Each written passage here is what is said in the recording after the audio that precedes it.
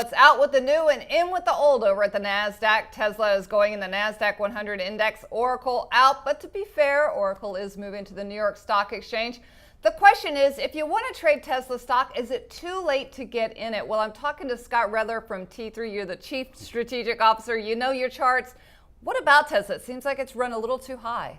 Well, at new highs or historic highs or opening highs, it's always hard to enter. But ultimately, a lot of people have been questioning the valuation of this stock. And any new company or a young growth situation, they always trade at high multiples. Their PEs are always high. So really, it's all about the technicals, the trends, and the price action. That's what trumps the trade in the beginning of a new sector and a new stock. All right, well, let's take a look at the chart, Scott, so we can kind of show people what we're talking about. I mean, you can see here, boy, this thing, it kind of consolidated, I guess, for a little bit, and then it jumped higher. Yeah, well, if you look at the chart here, you'll see that you had a doji candle after the first earnings that were positive, and since then, it's followed that 21-day moving average on that chart.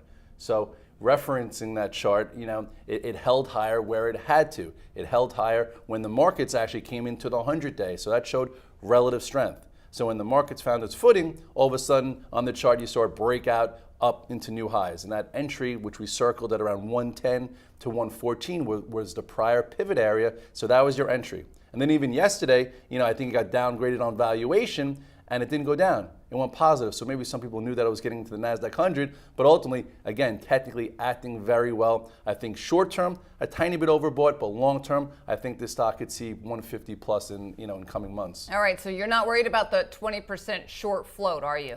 No, I think they become natural buyers. And if they're going to help push it to 150 as they cover their shorts. Yes, especially if they execute on their earnings report or they're just in line. Ultimately, I think the float's tight. The institutions have its back, and technically, as long as it stays above the 21-day, I think those shorts are in trouble. All right, you admit you have a bromance with Elon Musk. You love the man. You love his companies, the way he runs them. He also has Solar City, has not been public for a long time, but has done very well. Yeah, I think this stock's a little younger. It has more to prove. But I do have a bromance with Elon Musk. Like anyone who's innovative, who's out there, who's creating jobs, who is on the cusp of new technologies. And the solar sector has been hit or miss over the course of the past few years.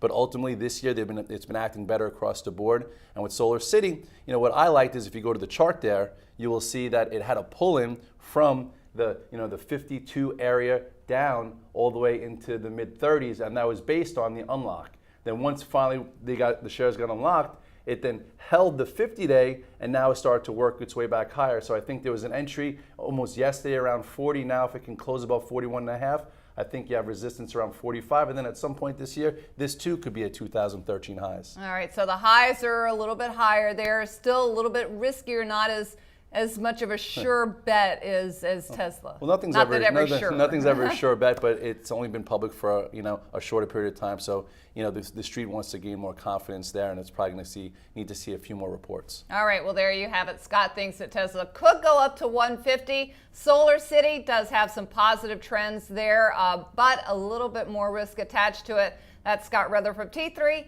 and I'm Deborah Borchardt with The Street.